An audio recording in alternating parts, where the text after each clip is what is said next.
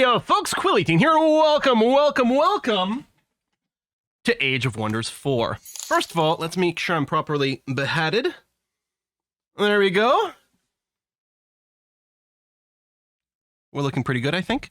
Hey, everybody! Age of Wonders 4 live stream today. I'm very hyped for this.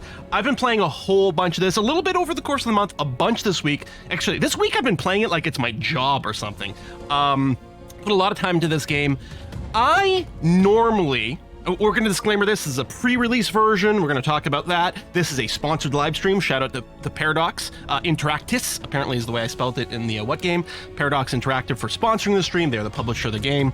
Really awesome. If you do ! What game, you'll get a link to where you can pre-order this today. Now, I am notorious for actually like trying to anti-hype things before release because, you know, I think too often we get too excited about things.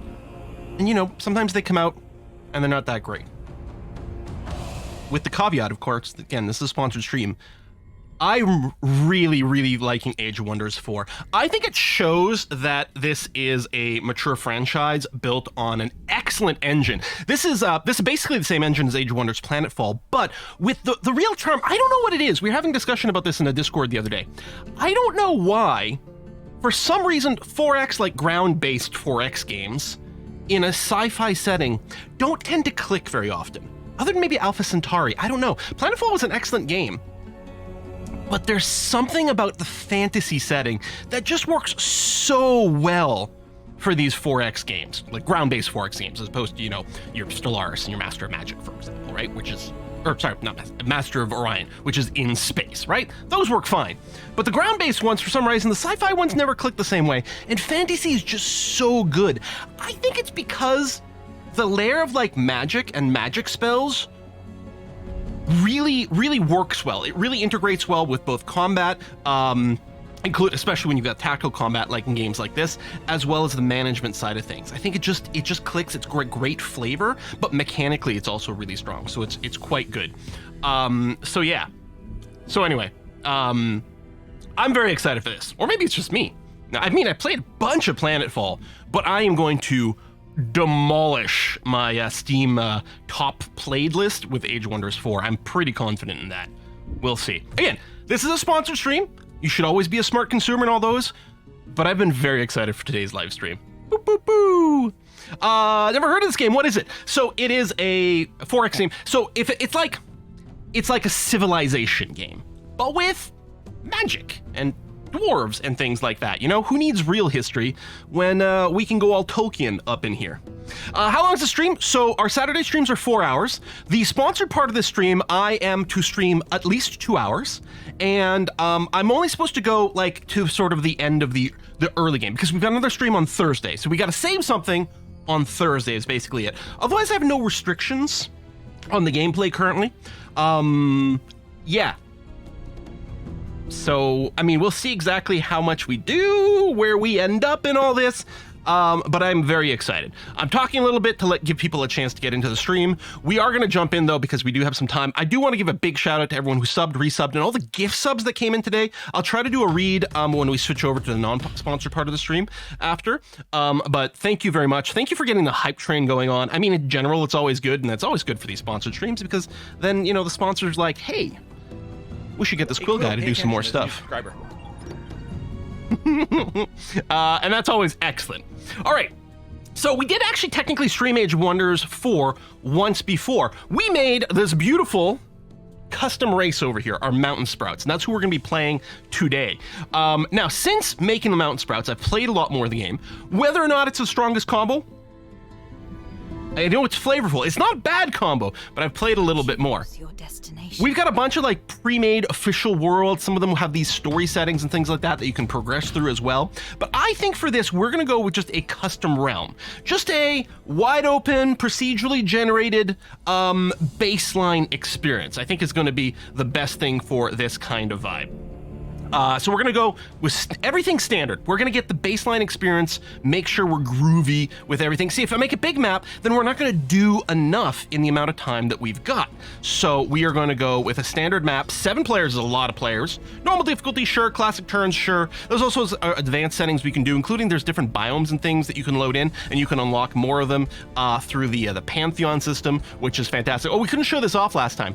When you beat the game, so what I've done is I've actually gotten to the end of the game and then stopped a bunch of times, but I did complete it twice. When you complete it, you do go and ascend your leaders to basically godhood, and then you get to unlock some permanent stuff, mostly cosmetics and stuff going forward, but also you get to unlock more of these biomes and things, and it gives you kind of a cool little extra progression. It doesn't change much about the game, but it's exactly the sort of thing that really kind of like tickles me to keep pushing forward. So anyway, we're gonna go custom realm, and we're gonna leave everything just totally vanilla. We got a bunch of pre-made races over here. We've also got custom races. You can make your own faction. We've previously made one over here, the Mountain Sprouts. I'm gonna give a little spoiler. I've started recording a non-sponsored Let's Play. Because we're playing as dwarves today, I thought we'd go kind of opposite for the next one. So I'm gonna be playing elves in the series that is being recorded for YouTube now. The regular content embargo for Age of Wonders 4, I believe, is on the 29th of April. So that's probably when you'll see that stuff, other than these sponsored pre-release stuffs.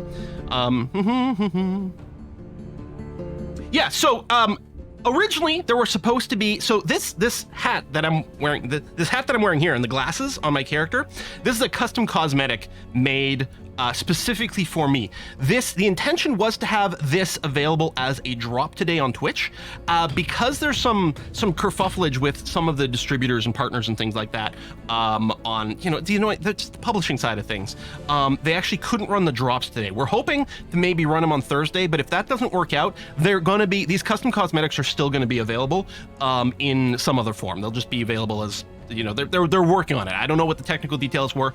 Maybe it'll just be some download or something you can just grab or whatever. Some way or somehow, you will be able to get the custom cosmetics made for this pre-release stream things.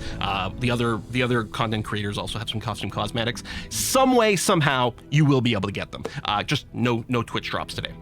The graphic card is fine. I returned my, I think there might have been a technical thing with that specific XT7900 or RX 7900 card, that Radeon, and it might be linked to multiple monitors, and there's all kinds of little things. For whatever reason, on the video card that I bought a few weeks ago, I was having issues. A couple of games. This game, StarCraft 2, randomly, were the only games where my video card driver would crash.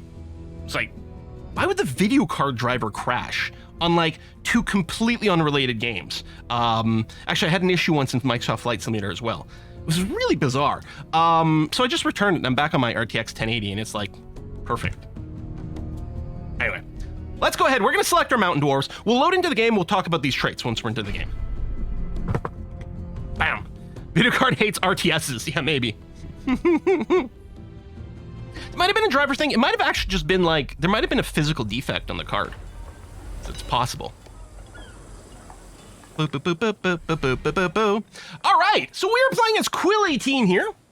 A new ruler emerges. Explore your surroundings and expand your domain. Prepare to face your rivals and become the master of this realm. Your choices will shape the new Age of Wonders. So the tome we've started with. So there are a variety of tomes. The tome contains the spells you can learn, as well as some other passive characteristics that we're going to see once we start researching. I have selected the tome.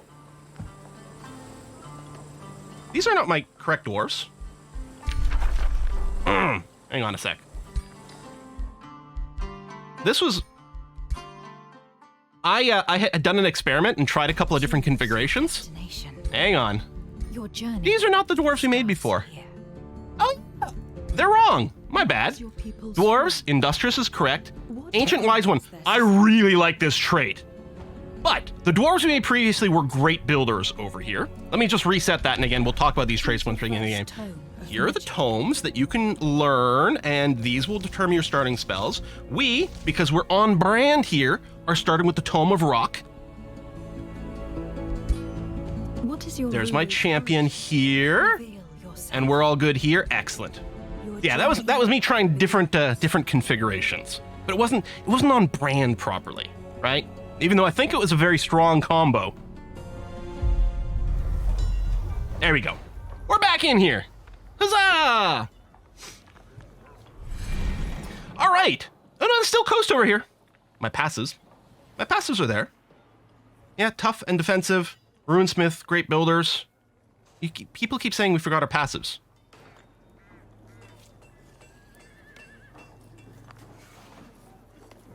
Yeah, I think we're staying on the default for dwarfs over here. I think was the intention, because we were going to go and stack these defense parameters over here, because I think there's some really cool stuff we can do. So yeah, there we go. Industrious, we are runesmiths, which makes it cheaper to research unit enchantment spells, which I love how they're implemented in this game. Really like them. Make them cheaper upkeep as well. And our shield units and polearm units have +1 ranks. I think we're going to make really good use out of shield units, especially, although we will have access to some strong polearm units. And we got the great builders over here. So with great builders, when we do quarries, which are one of the ways we can improve our provinces of our city, they normally generate 5 production, which is how you build buildings. Our quarries will generate 2 extra gold on top of that, which is really good, because gold and mana, to me, when my experiences have been the great bottlenecks of the game, more than actual production rate, more than actual casting skill. For me, it was the raw amount of resources I could spend on it tended to be the big bottleneck. So while I actually like that Ancient Wise Ones trait a lot, the great builders with the bonus gold to quarries will actually be kind of handy. Yes, you can chant any race into demons. I may have done that in some of my test games as well. Anyway. So we're going to go that. Our starting magic, so these are pulled from our Tome of Rock over here. We're going to start with the Bolstering Chant, which is actually quite good. This is a combat spell that will heal our units. It says temporary hit points. As far as I can tell, all healing in combat is temporary hit points, which I think is an interesting balance thing, because one of the things that would happen in a lot of these games, anyone who had access to healing magic had a big advantage. Because first of all, healing in combat is quite powerful, because you can stop your unit from dying in combat, therefore it sticks around and does more damage. But the other side effect is sometimes you would go and like delay the end of the battle so that you could cast more spells to heal up all your units. So at the end of the combat, all your units would be at full health, which meant you could sort of keep snowballing and pushing at a rate that factions that didn't have access to healing magic couldn't do. As far as I can tell, all the healing in this game is temporary hit points that last until the end of the combat. So they can balance around having healing be very powerful and potent in combat, but at the end of the battle, your units still have to heal normally on the world map. And I think that means they have more levers to pull. There are mechanics for increasing your world map out of combat healing, but they're different levers from the regular healing spells. And for strategy games, it's really important to have a lot of different levers that you can pull here. And then we also get a direct damage spell, Rock Blast. Plain old 30 physical damage, boom. This is going to be great for taking out archers, casters, support characters that tend to have low defense. It's not going to be as good against like tanky frontline shield people, but the tanky frontline shield people don't tend to generate as much damage. So this is going to be pretty good, I think, for like just sniping down things that are going to be otherwise good sources of incoming damage. So here's our map, where our capital is going to be called Red Fjorn. Do we want to rename it? Do we rename it Petra? Or to Brussels? Let me move my my little face here. So I think we're gonna go with Brussels. Since our faction are the Mountain Sprouts, I think that's gonna be perfect. All right, so Brussels over here. We start with our primary army. This always has your hero, your leader, your ruler in here. So Quillatine is our leader. We can take a look at his specs. He's got 100 hit points, 5 defense. The way defense works is every point of defense takes 10% of the damage that you're about to take off. Now, that doesn't mean 10 defense means you take 0 damage, well, physical damage specifically, because it's the math is like 0.9 to the exponent of how much defense you have. But people say, whiskey and chocolate. Cool man, hey, thank you very much. We're starting a forest. Are we half elves? No, we kicked them out. That's why we took over the forest. People say, oh well, there's a diminishing return on defense. No, that is an incorrect way of thinking about it. Let's say you're supposed to take 100 points of damage, and you have 0 defense, and then you take 100 points of damage. If you have 1 defense, you take 10% less, so you only take 90 damage. If you have 2 defense, you take 10% less from that 90, so you go down to 81. So the first point of defense removes 10 damage. The second point of defense removes 9. The third point of defense removes 8.1. And so it sounds like it gets worse, but that's the wrong way to think about it, in my opinion, because you shouldn't be looking at the raw damage. You should just be asking, I'm going to, after all is said and done, I'm going to take a certain amount of damage. If you get +1 defense, you're still going to take 10% less of that. Defense is for physical. Resistance works exactly the same way, except for non-physical damage. We've also got another trait here for status resistance to shrug off status effects. We got a movement rate, we got this, we got that. So we got Quill 18 over here, our level 1 ruler. He's fairly tanky at 100 hit points and actually decent defenses over here. If we compare to one of our shield units over here. The shield unit actually has huge physical defense over here. 7 points of defense, which is over 50% damage reduction from physical attacks, which is massive. Although shield units have 0 resistance, which is a little bit scary. And I don't think they have any status, like status effect resistance either. Although we do have some other benefits that are going on here. If we take a look instead at one of our support units, the Steel Shaper, which has a really cool looking staff. So fewer hit points than the others so far. And only 3 defense, but it does have 3 resistance. Now, other than archers, the Steel Shaper shouldn't get targeted by as much physical attack because they're mostly a ranged person, so should mostly be okay. And we do have an arbalest over here with a crossbow. Well, I guess an arbalest. Arbalista? I don't know where to go. Anyway, crossbow over here. And yeah, they have crap defenses. But again, hopefully they can stay out of most direct combat lines, so that's going to be good. And yeah, we have defense tactics, you're right, that gives resistance. We do have a second unit solo over here. This is one of our Scoot units. We go to Scoot, the Pioneer. They move pretty quickly. They usually have things that, that ignore some of the difficult terrain kind of things, but they're very squishy. Not very many hit points, not very many defenses, but they do have a ranged attack. So generally we're not going to want it in combat. However, I'll probably use it to help us out to clear out the first enemies that are directly adjacent to our capital currently. And we can do that. We don't even have to merge them together. Each army can have up to 6 units, but nearby armies will participate in the combat. You can see here, if I highlight this enemy, it actually highlights the flag over here for my scout. We don't have to be adjacent. We just have to be somewhat nearby. I actually don't know. Well, I guess the radius is maybe this dashed red thing. You know, I never put that together. I was gonna say, I don't know how nearby you have to be to participate in the battle. But yeah, when I mouse over, there's the red dashed outline. That's probably exactly the limit. So we're going to go and jump right in. I don't have any strategic world spells to cast or anything like that. So we're going to jump into that combat, take care of this, and we'll come back up. Yep, 3 stacks within 3 tiles. Yeah. So I have to say one thing. The auto combat in this game is better than all auto combat I've ever seen. If nothing else, for one simple reason. Check this out. If I hit auto combat, I'm like, oh, okay, done, good, okay. First of all, I feel that it actually does simulate the combat very well. It actually does simulate the combat. But more importantly, if you're not happy with the results, you know, retry and just go into manual mode instead. If you're like, no, that auto combat was stupid. I should have won this battle with no casualties. Because generally what you use is you use auto combat to resolve battles that should be trivial. Right? Like, this battle is literally not worth my time. We've got overwhelming force. Just auto it and let's move on. And then randomly one of your, like, experienced units died. And you're like, what? Just retry. Takes the pain away from that. Mwah. Oh, love it. Love it. I think some other games have done it, but not very many games that I've played. All right, so we've got tactical combat in this game. Turn-based. I mean, it's fantastic. You can't cast spells the first turn of combat by default. I know I'm hiding this tooltip. No matter where I'm going to be, I'm going to hide something. There is the ability to change things so you can cast spells in the first turn of combat. I don't generally miss it, though. Quill here does have a pony to start off with. Well, I don't know if I can access his items. Oh, there it is. So I didn't know if I could access his items once I'm in combat. We have started with a very basic tier 1 one-handed hammer, the Industrious Hammer, that does 10 physical damage. We also come with Industrious Shield. We have bonus defense against non-flanking attacks. So actually, our actual defense is going to be higher than this. It's going to be a 9 if we're not being flanked. And we do start with a pony that gives us faster movement, and it does give us the cavalry unit type trait, which does mean we'll take bonus damage from polearm units, probably like this Night Guard here, right? Because they should have, yeah, polearm unit, they get 40% more damage against cavalry. So Quill here actually has to be fairly concerned about this Night Guard. But the other thing I'm quite concerned with Quill is his movement is so huge that he might get a little too far ahead.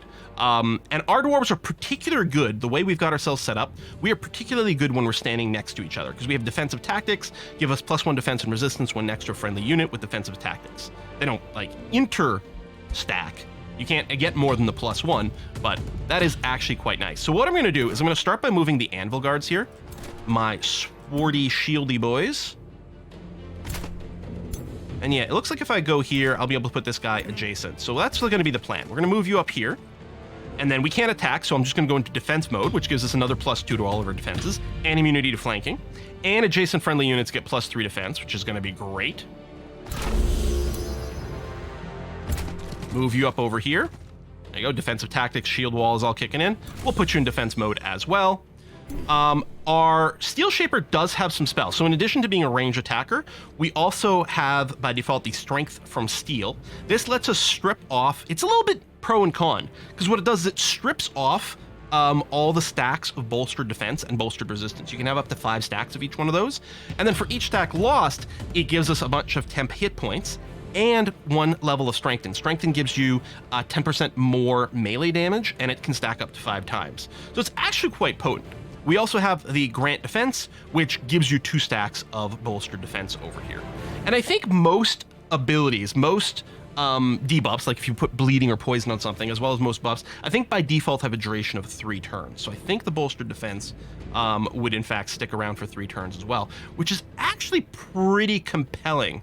And yes, we do have the stacking tooltips where we can lock this and go into here and go into here and into here. I mean, I'm so happy that's become like a standard. So despite the fact that I'm a little bit vulnerable to this Night Guard, although he's not gonna be able to reach me, that's as far as he can get. Oh, lovely. So we're gonna move Quill to here, so he'll still be out of range of the Night Guard, and then he can just chill. And I'll move the Steel Shaper up as much as possible.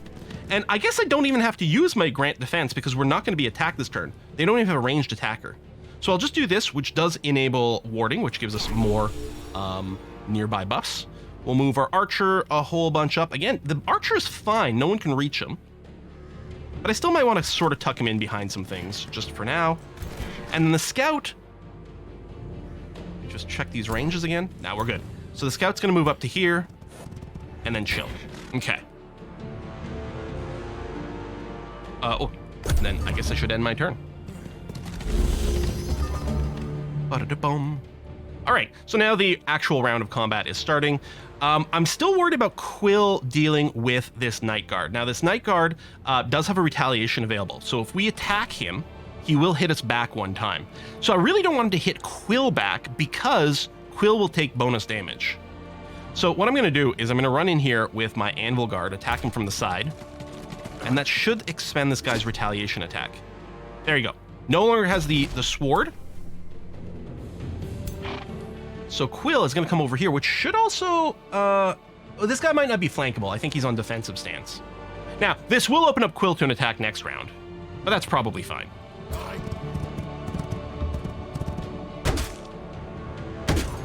This guy's got good defense because he's so bolstered and everything. I do like that we get the prediction of damage dealt. So if we move up to here, we'll have a 90% chance to hit. We'll have 2 actions left, but that's going to be okay. Oh. Also, well, this guy probably has really high defense, but I'm just realizing I should probably... Yeah, he's got 8 points of defense. That's huge. Yeah, they all have quite a lot of defense. All right, I think I'm still going to go ahead and Rock Blast this guy, even though he's going to take as much damage as anything else. I think it's probably a good start. Yeah, I don't think we can dismount in combat. What I'm going to do here, because I'm still worried about this guy attacking Quill, is I'm going to plan on giving a Grant Defense to Quill here. Give him some stack of bolstered defense, so he is a much tankier boy. We're going to move our Archer here for the 90% hit chance, without any obstructions in the way. And then, oh, I forgot you have to walk around people. I should have scooched up my Anvil Guard a little bit, then moved the Archer and fired. Ah, I forgot you have to walk around people. I thought you could walk through friendlies just fine.